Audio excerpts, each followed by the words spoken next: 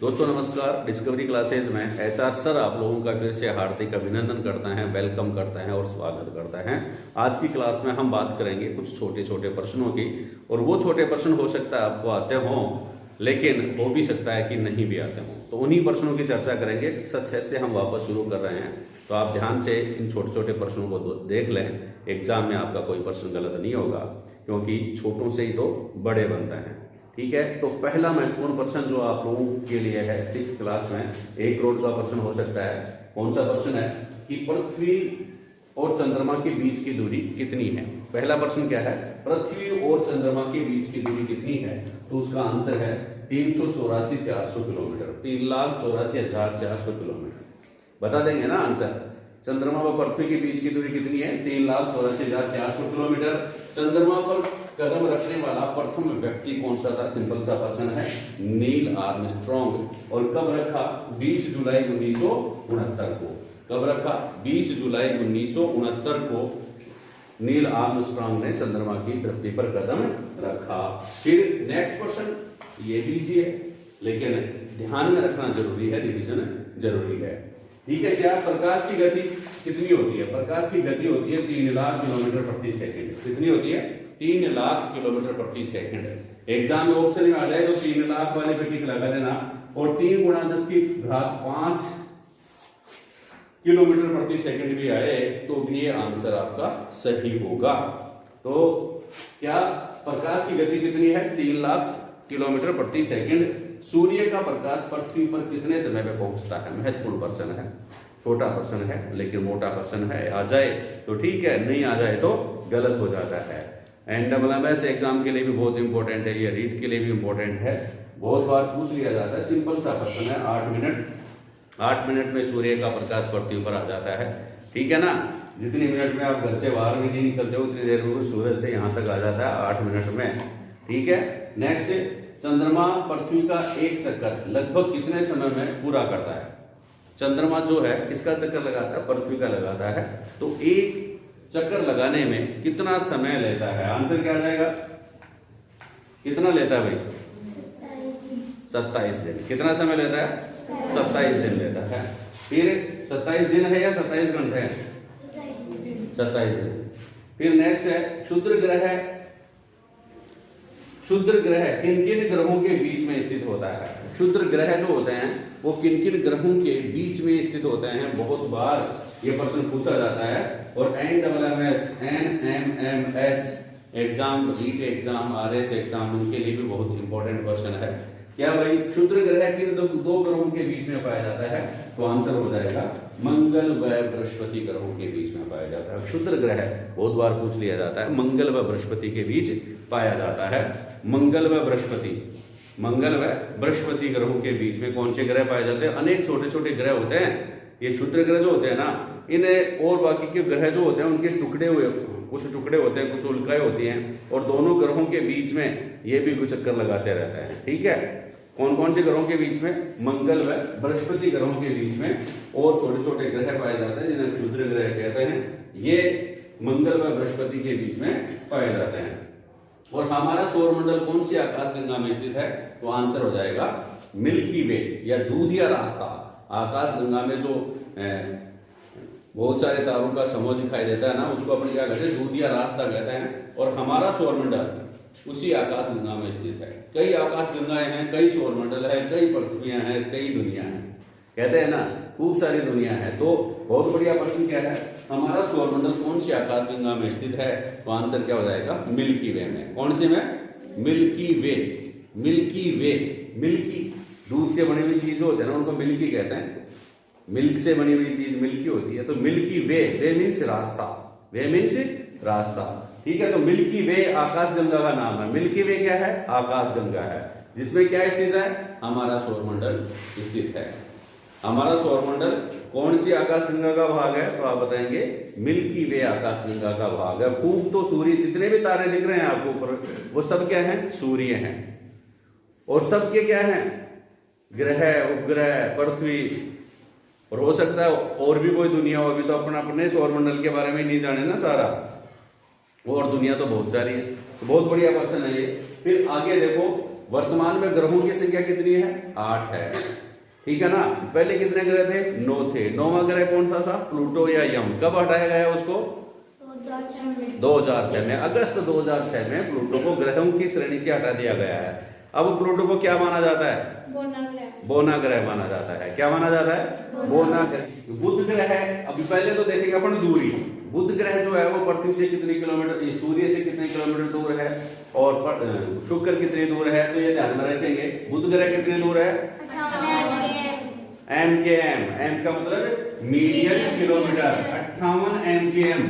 M के M, इसको ऐसे याद करो आप। बुध, शुक्र, पृथ्वी, मंगल, बृहस्पति, शनि, अरुण, वरुण या यूरेनस व नेपच्यून। तो बुध तो है 58, शुक्र है 108, पृथ्वी 150 और मंगल 228, बृहस्पति 778 एम के एम, शनि 1427 और यूरेनस 2869 और नेपच्यून है 4496 एम के एम। एम के एम का मतलब मिलियन किलोमीटर। मिलियन किलोमीटर याद रह जाएगा, याद रखो। देखो पहले सबसे पहले क्या है? बुध। बुध कितना है? 58। बुध 58, शुक्र है 108 है। बुध, शुक्र, पृथ्वी 150, मंगल 228। बुध, शुक्र, पृथ्वी, मंगल, बृहस्पति 778, शनि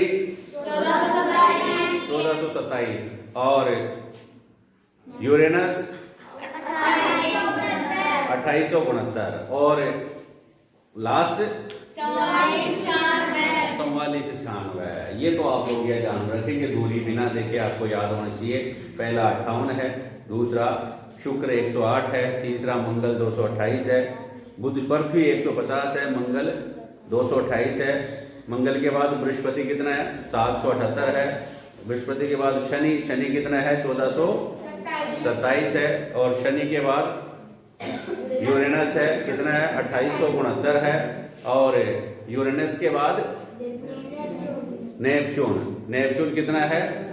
4496 किलोमीटर है। इतना सा आप लोग ध्यान में रखें। ये तो दूरियां हो गई। फिर परिक्रमण काल, मतलब ये सूर्य के चारों ओर कितना चक्कर लगाने में कितना समय लेता है? देखो बुध तो लेता है 88 दिन। बुध लेता है कितना? 88 दिन। शुक्र कितना लेता है? 255 दिन। शुक्र कितना लेता है? 255 दिन। और पृथ्वी आपको पता ही है 365 दिन, या एक वर्ष में सूर्य का चक्कर लगाती है ना।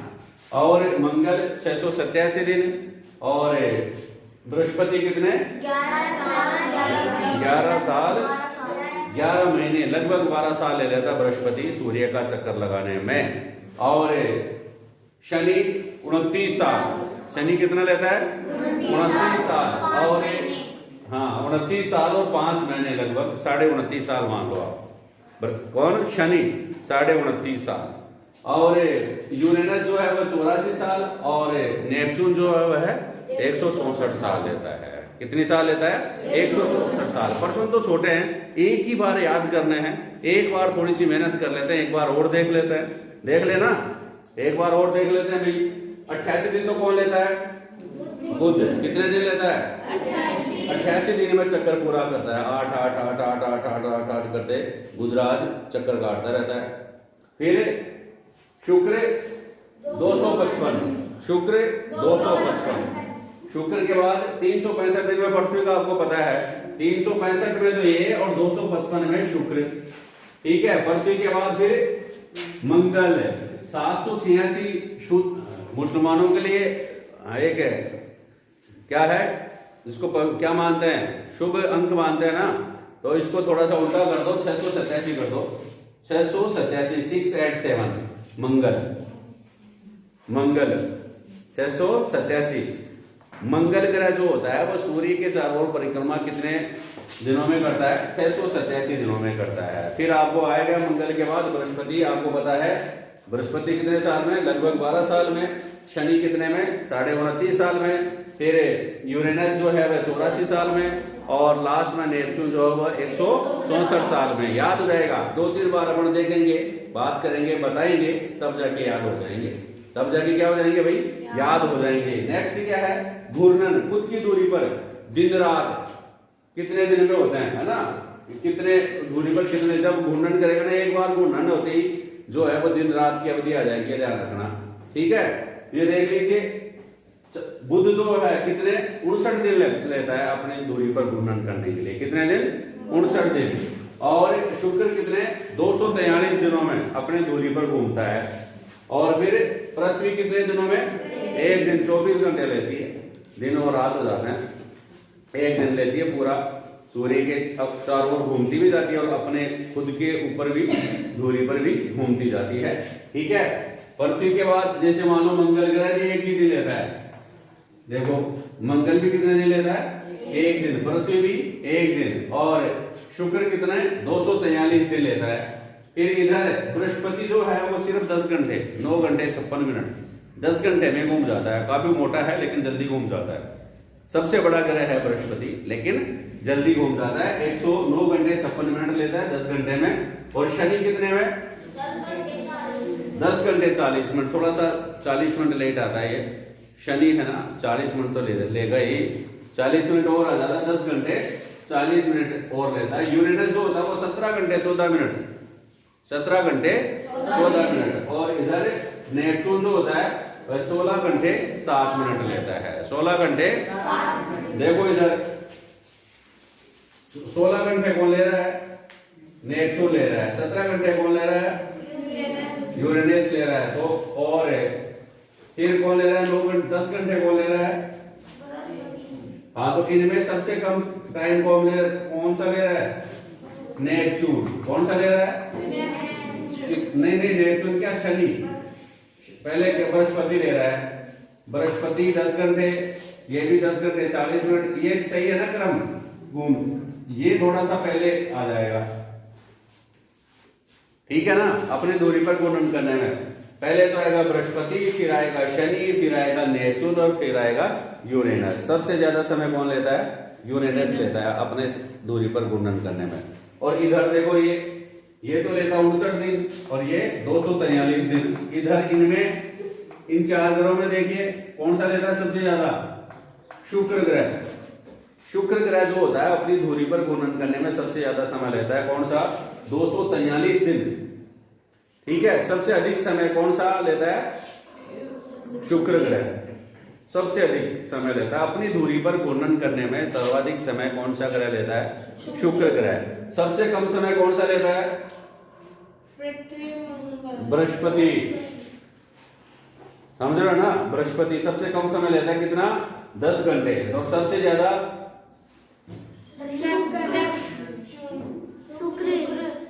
सबसे ज्यादा शुक्र ग्रह, तो सभी में देखो ये जो ग्रह जो होते हैं ना, ये जो प्रारंभ के ग्रह जो होते हैं ना, कहां से कहां तक, बुध शुक्र पृथ्वी मंगल, बुध शुक्र पृथ्वी मंगल, ये जो ग्रह हैं ये पृथ्वी के साथ है, पृथ्वी के समान है, इनको पृथ्वी तुल्य ग्रह भी कहते हैं, पृथ्वी तुल्य ग्रह भी कहते हैं। पृथ्वी के समान है ना, तुल्य का मतलब समान होता है, इनको क्या कहते हैं, पृथ्वी तुल्य ग्रह या आंतरिक ग्रह भी कहते हैं। क्या कहते हैं, आंतरिक ग्रह, समझ गए, पृथ्वी तुल्य ग्रह या आंतरिक ग्रह भी कहते हैं। कौन कौन से वो कहते हैं भाई, बुध शुक्र पृथ्वी मंगल, और सूर्य के नजदीक है, और ये लगभग जो होते हैं ना, ये सूर्य के नजदीक जो है पर इनको पृथ्वी तुल्य ग्रह या आंतरिक ग्रह कहेंगे। और ये लगभग जो ग्रह जो होते हैं किससे बने हैं, चट्टानों से बने हैं, किससे बने हैं, चट्टानों से बने हैं ये ग्रह। कौन कौन से, चट्टानों से बने हैं, खास बात ध्यान रखना, कौन कौन से, बुध शुक्र पृथ्वी मंगल, यानी कि ठोस ग्रह हैं।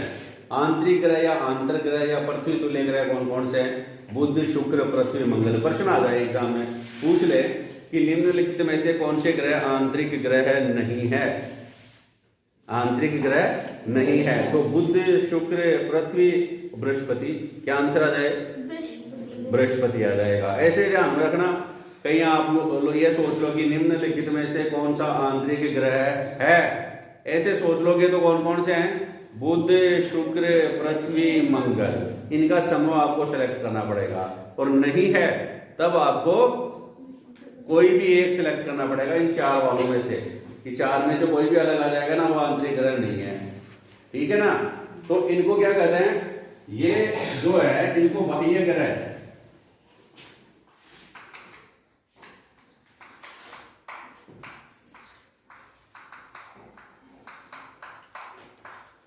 ये सूर्य से दूर स्थित है, इनको बाह्य ग्रह कहते हैं। और मुख्यतः तरल पदार्थ, गैसीय पदार्थों से बने हैं, गैसीय व तरल पदार्थों से बने हैं।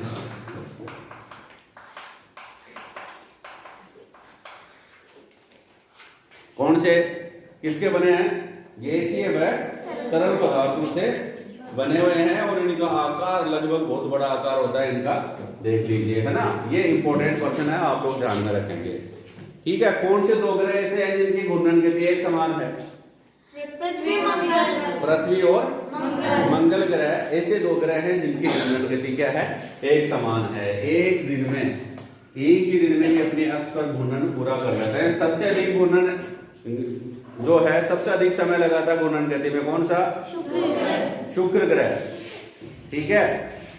सबसे अधिक समय लगाता है, इसका मतलब सबसे धीरे घूमता है क्या? और जो सबसे कम समय कौन लगाता है? बृहस्पति। इसका मतलब क्या है, ये सबसे तेज घूमता है। आगे बात समझ में? ठीक है ना। अपनी धुरी पर घूर्णन करने में सर्वाधिक समय लगाने वाला ग्रह कौन सा है? शुक्र ग्रह। और अपनी धुरी पर घूर्णन करने में सबसे अधिक समय लगाने, सबसे कम समय लगाने वाला बृहस्पति। इसका मतलब घूर्णन गति सबसे अधिक किसकी है? हाँ, घूर्णन गति सबसे अधिक तेज गति से घूमता है ना, तभी तो कम समय लगेगा। तो सबसे तेज कौन सा घूम रहा है? बृहस्पति। और सबसे कम कौन सा घूम रहा है? बिल्कुल। शुक्र कितना टाइम लेता है? 243 दिन लेता है। तो ये बहुत बढ़िया प्रश्न है, आप लोग इनको ध्यान से देखें और पढ़ते रहें। छोटे प्रश्न भी क्या हुआ, एक दिन बड़े बड़े प्रश्न बढ़ जाते हैं, इसलिए याद करके आए, इनको याद करें, डेली पढ़ें और आगे बढ़ें।